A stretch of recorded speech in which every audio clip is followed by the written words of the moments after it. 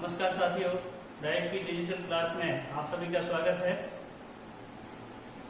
अपन बात कर रहे थे 10वीं की सामाजिक विज्ञान के अध्याय 6 केंद्र सरकार के बारे में। जैसा कि हम पहले पढ़ चुके हैं भारत के राष्ट्रपति के बारे में, भारत के राष्ट्रपति के निर्वाचन के बारे में, और बाद में हमने पढ़ा कि भारत के राष्ट्रपति की शक्तियां क्या होती है। तो भारत के राष्ट्रपति की कार्य शक्तियों के बारे में हमने पढ़ा, तो इनको दो भागों में बांटा था। भारत के राष्ट्रपति की कार्य शक्तियों को दो भागों में बांटा था।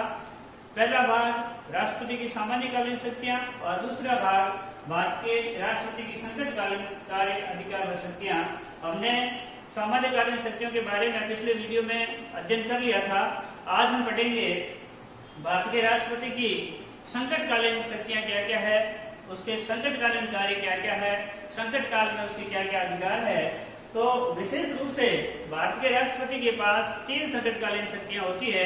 पहली संकटकालीन व्यवस्था जिसका वर्णन अनुच्छेद 356 में है, दूसरी 352 में है, तीसरी 360 में है।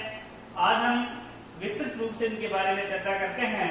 तो पहली बात है कि भारत के राष्ट्रपति के पास संकटकालीन व्यवस्था में पहली व्यवस्था है वो ये है कि युद्ध, बाहरी आक्रमण या आंतरिक अशांति की स्थिति हो तो भारत का राष्ट्रपति संकटकालीन व्यवस्था की घोषणा कर सकता है। यानी देश पर कोई युद्ध की आशंका हो या कोई बाहरी आक्रमण हो जाता है या आंतरिक दंगे हो जाते हैं, आंतरिक अव्यवस्था हो जाती है, तो ऐसी स्थिति में भारत का राष्ट्रपति संकट काल की घोषणा कर सकता है, जिसका वर्णन भारत के संविधान के अनुच्छेद 352 में इसका उल्लेख किया हुआ है। भारत का राष्ट्रपति संविधान के अनुच्छेद 352 के तहत अगर यदि देश के ऊपर कोई युद्ध, बाहरी आक्रमण या आंतरिक अशांति हो जाती है अथवा ऐसी उसे आशंका होती है तो वह संकट काल की घोषणा कर सकता है। इसके तहत राष्ट्रपति इसकी घोषणा स्वतः कर सकता था।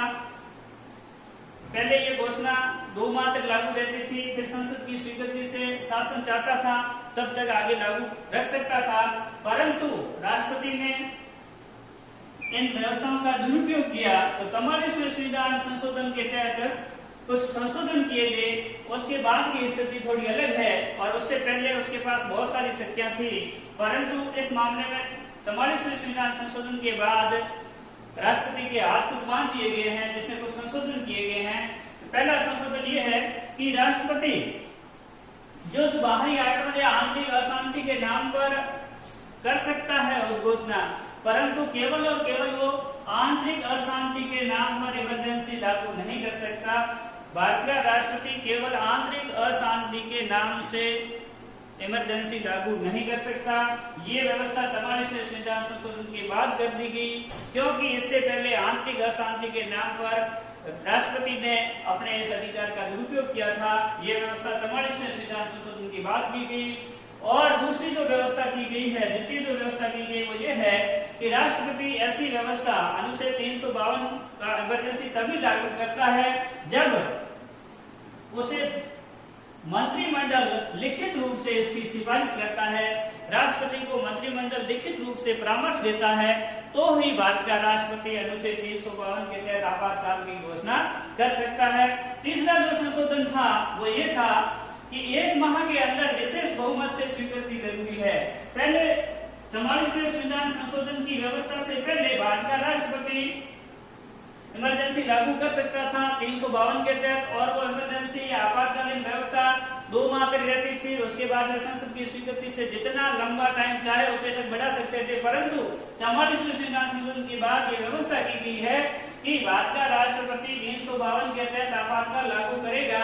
उस आपातकाल की मंत्रिमंडल की लिखित परामर्श से करेगा और उस आपातकाल की 1 माह के अंदर अंदर संसद के विशेष बहुमत का मतलब होता है संसद के कुल सदस्यों का 2/3 कुल सदस्यों का बहुमत अथवा उपस्थित मतदान करने के लिए उपस्थित सदस्यों का 2/3 बहुमत होना जरूरी है।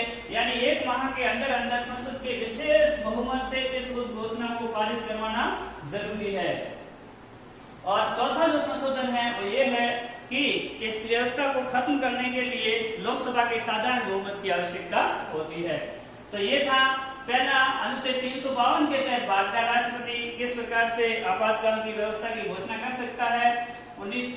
इस 44वें संविधान संशोधन से पहले व्यवस्था क्या थी और बाद में व्यवस्था क्या थी। अगली जो राष्ट्रपति की शक्ति है, आपातकालीन शक्ति है, वो ये है राज्यों में संवैधानिक तंत्र के विफल होने पर उत्पन्न संकटकालीन व्यवस्था। अगर यदि राष्ट्रपति को ये लगता है, अगर यदि राष्ट्रपति को राज्यपाल के माध्यम से अथवा किसी भी सूत्रों से ये पता चल जाता है कि किसी भी राज्य का शासन प्रशासन संविधान के उपबद्धों के अनुसार नहीं चलाया जा सकता, तो ऐसी स्थिति में भारत का राष्ट्रपति संबंधित राज्य में राष्ट्रपति शासन यानी राज्य में आपातकाल राष्ट्रपति शासन लागू कर सकता है। और राष्ट्रपति शासन की स्वीकृति भी संसद के साधारण बहुमत से जरूरी है, परंतु 2 माह होने तक संसद की साधारण बहुमत से इस आपातकालीन व्यवस्था की यानी राष्ट्रपति शासन की स्वीकृति जरूरी है। और संसद की स्वीकृति मिलने के बाद उस राज्य में 6 माह तक राष्ट्रपति शासन लागू रहेगा। प्रति 6 माह बाद उसे संसद के द्वारा स्वीकृत करवाना जरूरी है। तीसरी जो संकटकालीन व्यवस्था है वो वित्तीय संकट की उद्घोषणा है। इसके तहत भारत के राष्ट्रपति को अगर यदि लगता है कि वो वित्तीय आपात यानी भारतीय साख को खतरा है, भारतीय साख को खतरा महसूस हो, तो